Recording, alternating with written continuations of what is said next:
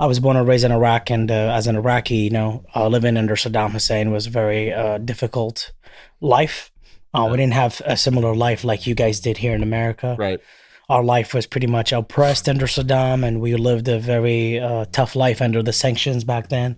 Yeah. When the United States had sanctions in Iraq, and of course, when the sanctions were on Iraq at the time, the sanctions were on the people, not Saddam himself. Yeah. So Saddam got to live and eat healthy food and live a great life. Him and his people and the people that supported him, and everybody else in the country was pretty much screwed.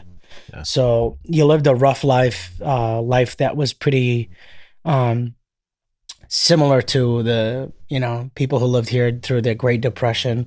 You couldn't afford to eat meat. You couldn't afford to buy the food that you want. You had hard times every single day in your life. You couldn't. People were just barely making it by the day. I remember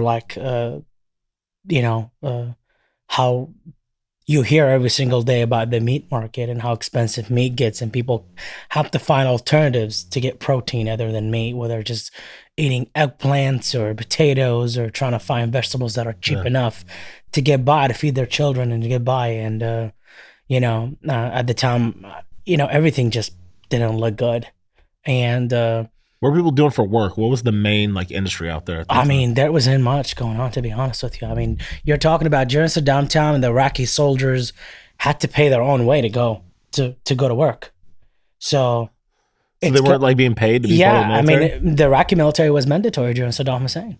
Wow. Yeah, it was mandatory. It wasn't like an option. And if you don't go to work as an Iraqi soldier back in his time, he will cut your arm. As a kid, I walked by people who their arms were cut Because they didn't want to go to the military? because they just escaped the military for a couple of days, or they were late on going to work. Wow. And they had military police in every parking lot or every garage that would check people. So if you were an Iraqi soldier back then and you don't have the right stamp, Yeah. that you were going home or you were legally to go home, you could get killed. What was the commitment that you had to give to the government? As far as the 3 military? years. 3 years? 3 years. You have to do 3 years as a soldier. Right. And some people, they were volunteers, so they had to work there and get paid different money, but 3 years regardless. I think that during that Saddam time, if you're someone who graduated college, you'll have to do a year and a half.